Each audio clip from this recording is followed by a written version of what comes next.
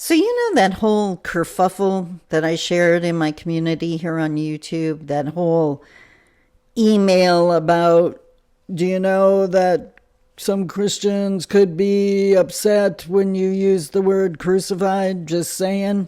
And I'm paraphrasing again, just in case.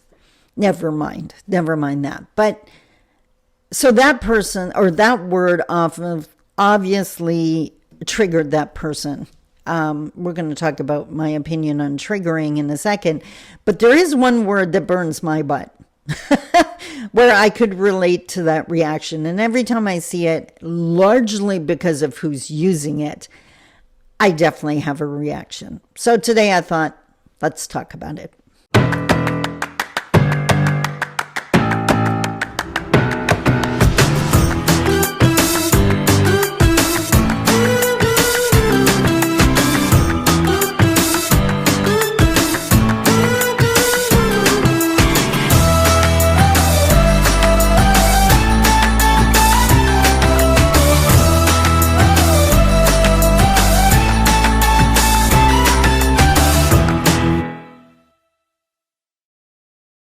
Bonjour, Mishko Paganon, Quain Adishnakas Mungdodam.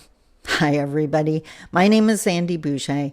I'm Red Thunderbolt Woman of the Loon Clan, a proud member of Seine River First Nation in Treaty 3 territory in Northern Ontario, Canada. And today we're talking about words that burn people's butts. And first, I said I wanted to touch on triggers.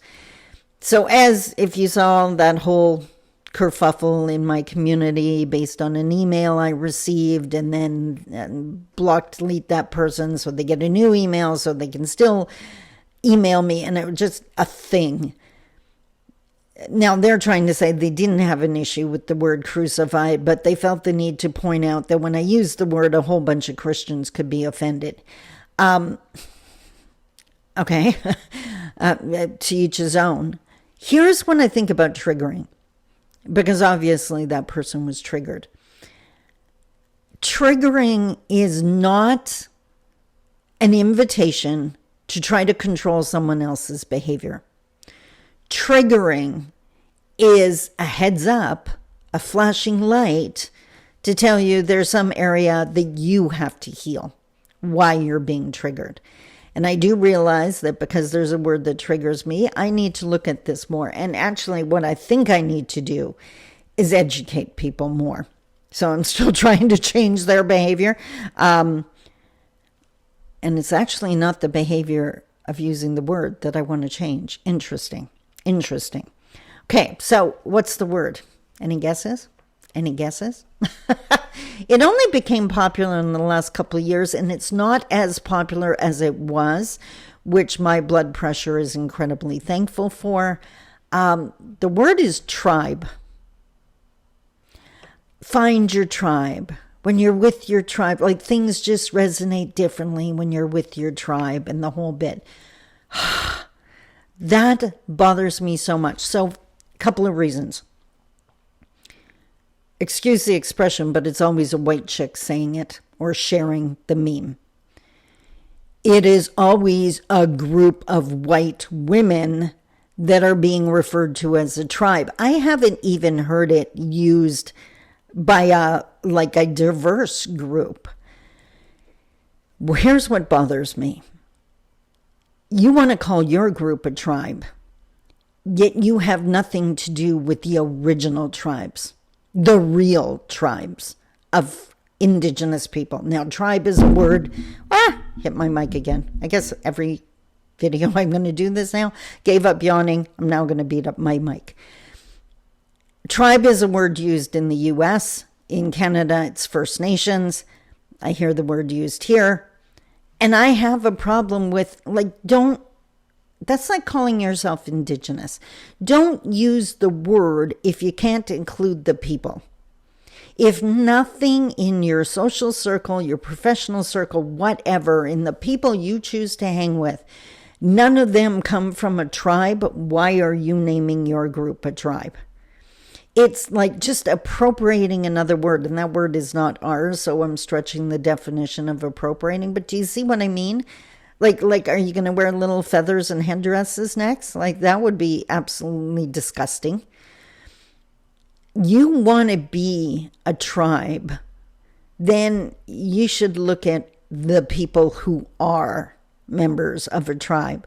You should include people that are members of a tribe, and they will tell you that it's so much more than just a group of people you resonate with. It might be a group of people you don't even resonate with. There's a whole bunch of issues and whatever, but you're still a member of that tribe. I just think it's privilege screaming from the rooftops when people use it. And it just highlights for me. It's like, are there any Indigenous people in that group? Wow, I don't even see any people of color. Like, what? So I wrote on my card here, I'm just looking what my notes were because this was burning my butt the other day, so I wrote this card. It says, my rule, if you ain't going to include, nice English, Sandy, if you ain't going to include the legit tribe members, you have no business using the word. So here's the guiding principle or whatever. Don't include the word in your vocabulary if you don't include the people in your life. I think that's pretty straightforward. Don't include the word in your vocabulary if you don't include the people in your life. So I said that being triggered by this inspires me to want to do more work. And it's educating the people on the use of that word. Like, you don't get to rename your cute little... It's like those people inspired, they want to learn how to do beadwork and learn how to drum because it looks really cool when Indigenous people do it. But they never include Indigenous people. They just want to appropriate. And that's what this word, that's how it sits with me. That's how it hits me. This is more appropriation without inclusion. And we're going to get better. What did I write down here? Don't include the word in your vocabulary if you don't include tribal people in your life, period. And if you don't like that, get off my page. I was being really blunt, obviously, but Sarah, doesn't that make sense? It just, if mainstream non-Indigenous white people started wearing a lot of Indigenous learning how to do beadwork and wearing a bunch of beadwork, even learning our languages and speaking our languages, and never included us, nothing would change. It would probably hurt Indigenous people even more. So think twice about the words you use. And I know for privileged people, that's a new thing. As Indigenous, we've had to watch what words we use on a regular basis because the backlash is huge. There are very few people, compared to the size of the population, very few Indigenous people who comfortably speak out about our worldview because we know the backlash. Like, how dare an Indigenous person use the word crucified, right? So it goes both ways.